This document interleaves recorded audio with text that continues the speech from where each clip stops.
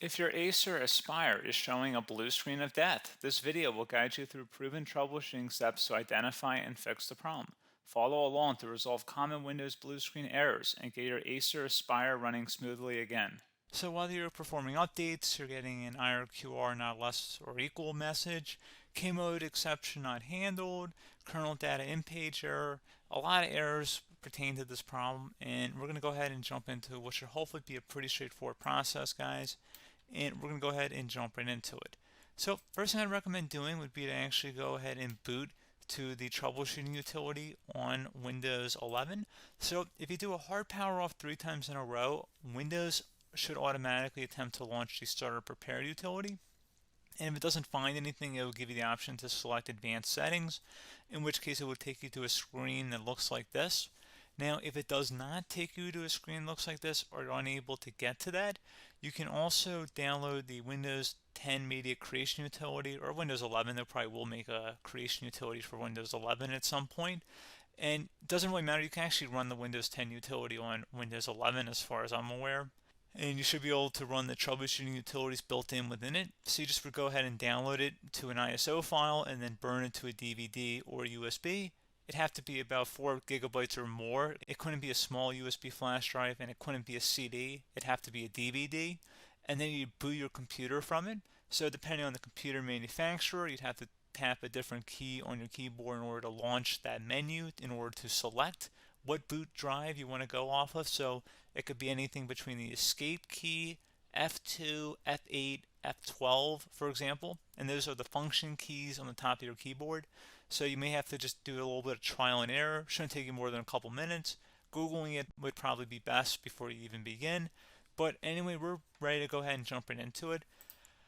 So we're on the choose an option page. So these will look very similar whether you're booting from it directly within Windows itself, or if you're plugged in a USB flash drive with the media creation utility installed and you selected the recovery option.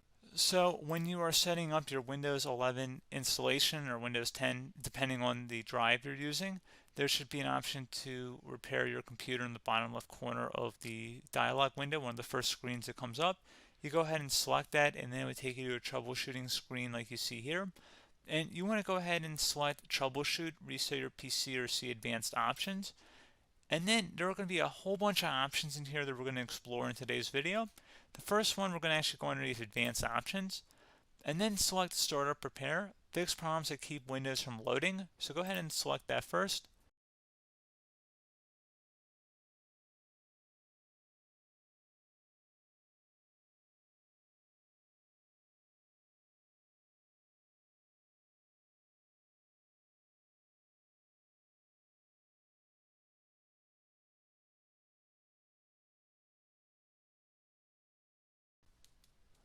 Okay, so you can see it cannot repair our PC.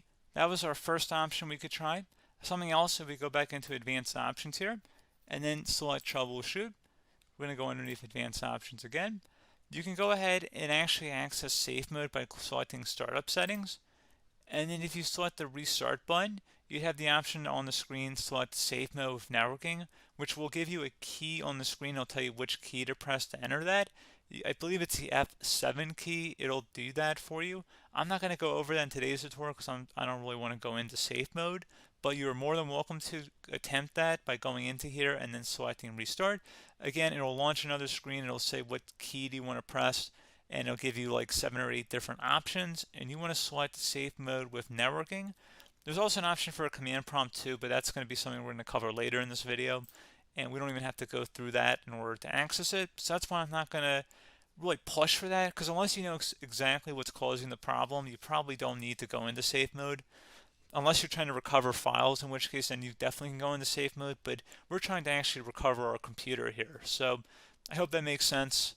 Something else we can also try here as well would be to uninstall updates, remove recently installed quality or feature updates from Windows. So if you go ahead and select that, you can uninstall the latest quality updates, which generally is the more day-to-day updates. Feature updates are the less regularly released ones, like the big ones.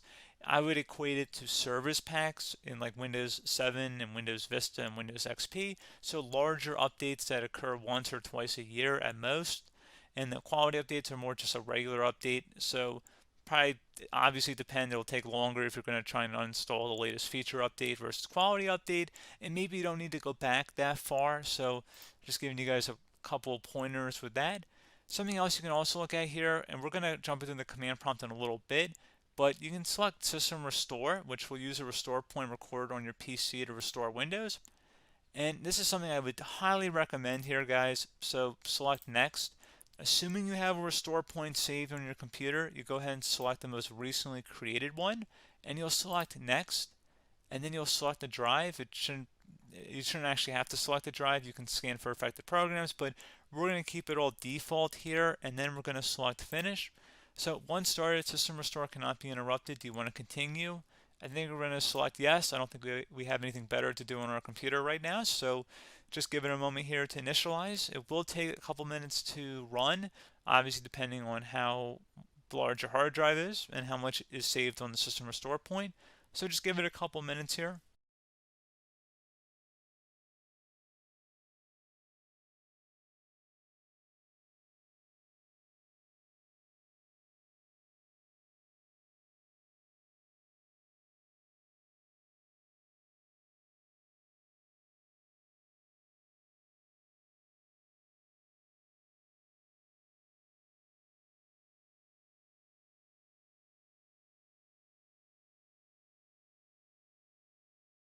Okay, so you can see System Restore completed successfully.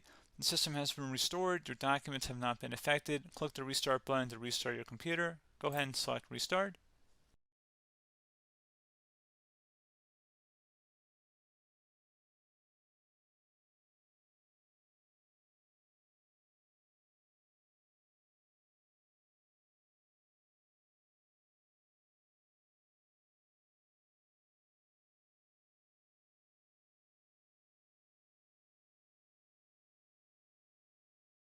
Okay, so you can see the system has been restored successfully. We're going to go over a couple different methods in addition to that if that did not work. So I'm just going to pause the video and we're going to start back on the recovery screen that we started with. Okay, so a couple other things we can try here too. If you go back into Troubleshoot, you can select Reset Your PC, let you choose to keep or remove your personal files and then reinstalls Windows. You can select to keep my files, which will remove apps and settings but keeps your personal files. You can also select Remove Everything, which will remove all of your personal files, apps, and settings. So this is more of a factory reset, the second option here.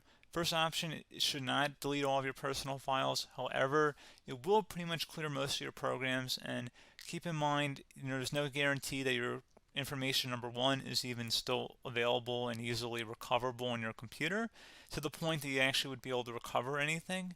And the second point is that there's always a chance that it won't actually recover and it will just do a factory reset anyway.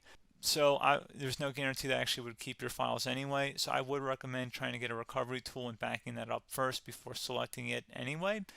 But again, those are a couple different options. And then something else you can try here if you go back to the choose an option. Another option, if you go underneath choose an option and select troubleshoot, advanced options, and now select where it says command prompt. Okay, so the first thing we should do is type our main hard drive here. In most cases, it should be the C drive. So you just do a C colon and then hit enter on your keyboard. So once you're underneath the C drive, we're going to type in dir and then hit enter on your keyboard. It should have program files, users, and Windows all in there. That's how you know you're in the right directory.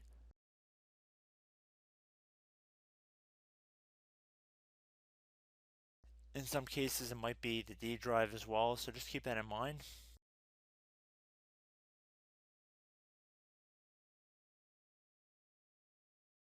Next thing we're going to do is type in cd space / Windows / system 32 / config, and then you're going to hit enter on your keyboard.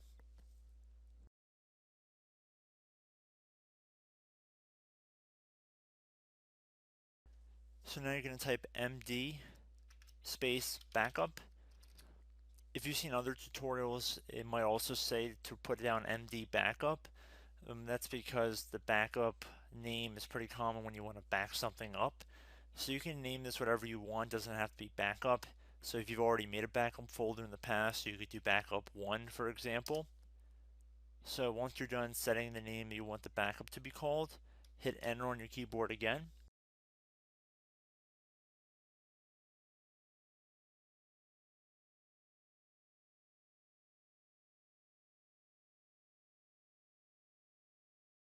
At this point you want to type copy, C-O-P-Y, space, then you want to do the star symbol above the 8 key, then do a period or a dot, whatever you want to call it, then another star sign, and then another space, and then type backup, and then hit enter on your keyboard.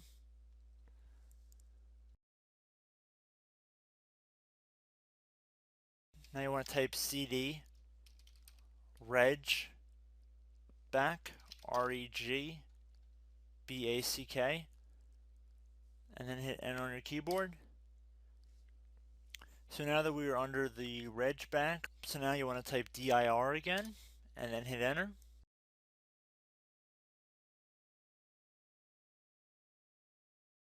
So now at this point we're going to type copy again. So copy, space, star sign, dot, another star sign, space, and then 2 dots. So we're going to type copy, space, star sign, dot, sign, star sign, dot, dot, and then hit enter on your keyboard again. So for overwrite, you want to overwrite all. So type A on your keyboard, so capital A, and then hit enter on your keyboard.